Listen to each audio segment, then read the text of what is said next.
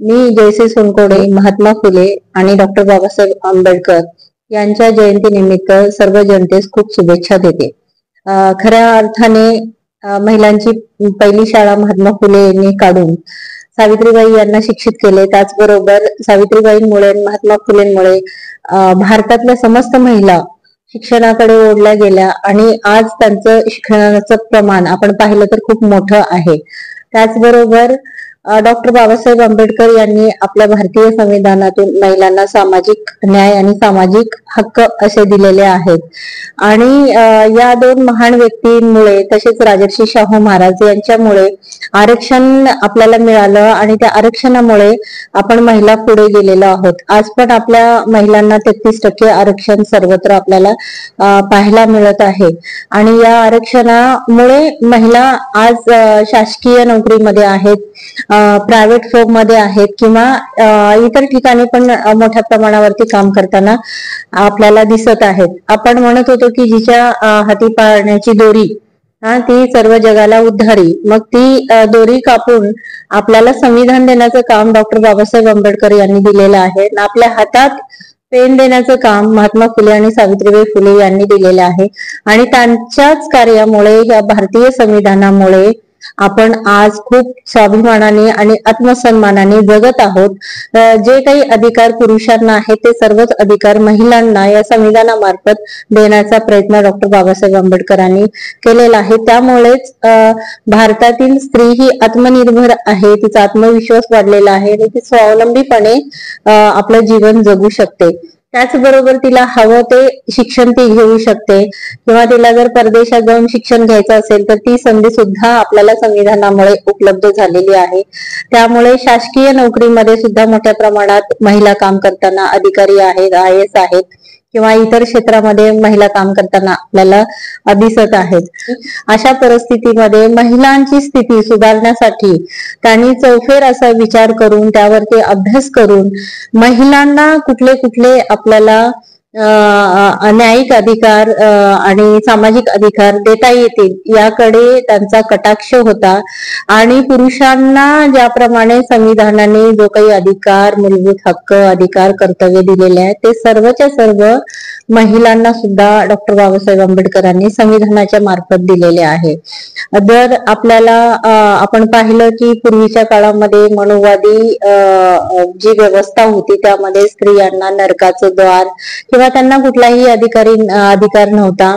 त्या सती जात होत्या किंवा विधवा ज्या होत्या त्यांच्यावर अत्याचार झाल्यानंतर त्या आत्महत्या करत होत्या किंवा अशा प्रकारची विदारक स्त्रियांची अवस्था त्या काळी होती. पण भारतीय संविधानाने महात्मा फुले, राजर्षी शाहू महाराज, शिवाजी महाराज या सर्व महान व्यक्तींमुळे आपल्याला आपले अधिकार मिळालेले आहेत आणि आजची स्त्री पूर्णपणे स्वतंत्र झालेली आहे.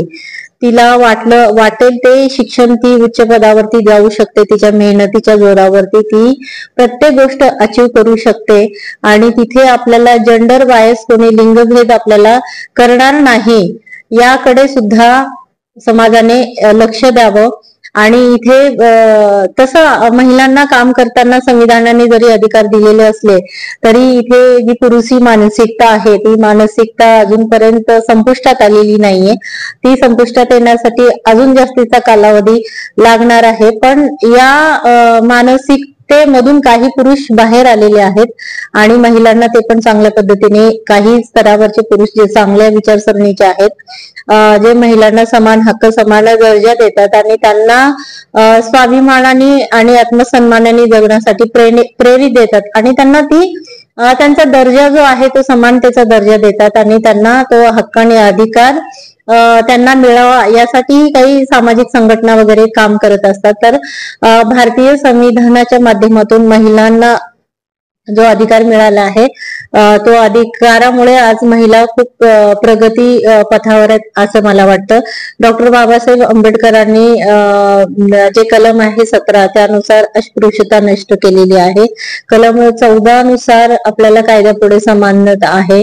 त्याच्यानंतर धर्म स्वातंत्र्य दिलेलं आहे आणि सगळ्यात महत्वाचं कलम जे आहे ते 32 कलम आहे. त्यानंतर घटना दुरुस्ती करायची असेल तर त्यामध्ये 368 कलमाचा त्यांनी वापर केलेला आहे. आतापर्यंत जवळपास 442च्या आसपास घटना दुरुस्त झालेल्या आहेत, पण घटनेचा मूळ ढाचा कुणालाही बदलता येत नाही अशी व्यवस्था त्यामध्ये झालेली आहे. आपण उद्देशिकेमध्येच पाहतो की प्रत्येक नागरिकाला दर्जाची आणि संधीची समानता. तसेच कलम 46 मध्ये जे दिलेलं आहे की ते आर्थिक आणि दुर्बल घटकातील जे लोक आहेत त्यांचं शैक्षणिक, आर्थिक आणि त्यांची सुरक्षा देणे, त्यांना संरक्षण देणे, त्यांचं संवर्धन करणे, हे करण्याचं काम सुद्धा त्या कलमाद्वारे करण्यात येतं. आपण बघतो की माननीय न्यायपालिकेला वेगळं स्वातंत्र्य दिलेलं आहे. त्यामुळे विधानसभेची रचना कशी, लोकसभेची कशी, राज्यसभेची कशी आणि कायदेमंडळ कसं असावं, कार्यकारी मंडळ कसं असावं, या सगळ्यांची माहिती तिथे बाबासाहेबांनी दिलेली आहे. त्याचबरोबर आपल्या राज्यांनी काय केलं पाहिजे, विशेष म्हणजे कलम 16 नुसार आरक्षण दिलेलं आहे. 16 मध्ये पण आरक्षणाविषयी तरतूद दिलेल्या आहेत.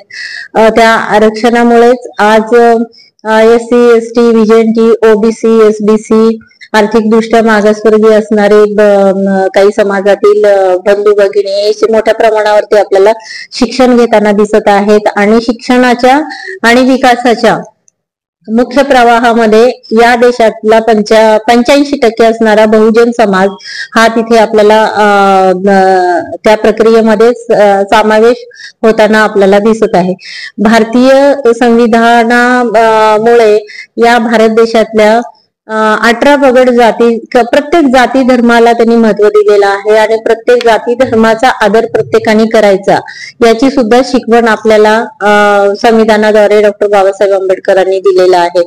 बाबासाहेब हे मसुदा समितीचे अध्यक्ष होते आणि त्यांनी किती म्हणजे इतका काळ त्यांनी स्वतः बसून लिहून आणि ते संविधानाचा प्रत्येक गोष्टींना, बारीक सारीक गोष्टींचा त्या विचार करून त्याच्यामध्ये समावेश केलेला आहे. भारतीय संविधान हे पूर्ण जगातील सर्वात श्रेष्ठ आणि सर्वात मोठे असे लिखित संविधान आहे आणि या संविधानामुळेच भारतातील प्रत्येक नागरिक हा सुरक्षित आहे, तो आनंदाने जीवन जगत आहे आणि त्याला स्वातंत्र्य आहे. पहिल्या काळामध्ये मनोवादी जातीची जी चौकट होती ती संविधानामुळे ती चौकट मोडली गेलेली आहे आणि आज आपण पाहतोय की इथे जातीभेद काही प्रमाणात तरी नष्ट झालेला आहे आणि अजूनही नष्ट होण्याची प्रक्रिया चालू आहे. प्रत्येक समाजातील व्यक्ती पुढे येऊन जातीभेद नष्ट करण्याचा प्रयत्न करत आहेत. आपल्या समाजामध्ये आंतरजातीय, आंतरधर्मीय, आंतरराष्ट्रीय अनेक लग्न भारतामध्ये होताना आपल्याला दिसत आहे. त्यामुळे काही काळामध्ये जातीयता पण नष्ट होऊ शकते आणि स्त्रियांना जे कायदेविषयक आपल्याला संरक्षण मिळालेलं आहे ते खूप चांगल्या पद्धतीने मिळालेलं आहे आणि महिलांवरती जे अत्याचार, अन्याय होतात तर त्या कायद्यामुळे त्यांना न्याय मिळण्याची प्रक्रिया पण सुकर झालेली आहे.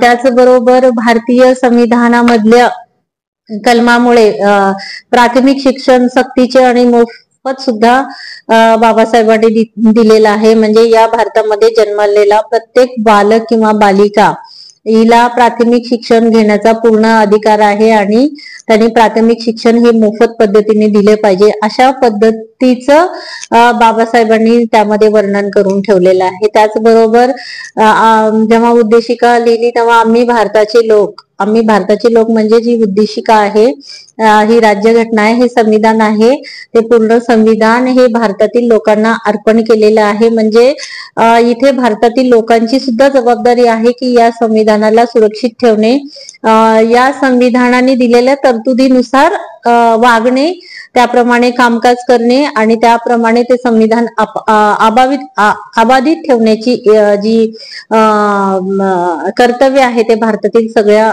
नागरिकांचे आहे. प्रत्येक धर्माला इथं विशिष्ट असं चांगलं स्थान आणि महत्व दिलेलं आहे. तर अशा प्रकारे डॉक्टर बाबासाहेब आंबेडकरांनी आपल्याला भारतीय संविधान देऊन एक सन्मानाचं जीवन आपल्याला दिलं आहे असं या निमित्ताने मी आपल्याला सांगू इच्छिते.